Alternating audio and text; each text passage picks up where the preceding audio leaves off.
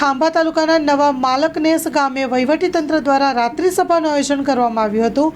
ખાંભા તાલુકાના ડેડાણ નજીક આવેલ નવા માલકનેસ ગામે ધારી પ્રાંતના અધ્યક્ષ સ્થાને રાત્રિ સભાનું આયોજન કરવામાં આવ્યું હતું, જેમાં ગામમાં પડતી વિવિધ મુશ્કેલી અને વિવિધ પ્રશ્નોને લઈને ચર્ચા વિચારણા કરવામાં આવી હતી।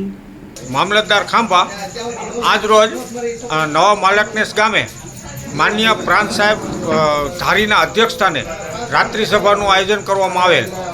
આ રાત્રિ સભાની અંદર લગભગ 100 થી 150 વ્યક્તિઓ હાજર રહેલ અને તમામ ખાતાના અધિકારી કર્મચારીઓ હાજર રહેલ।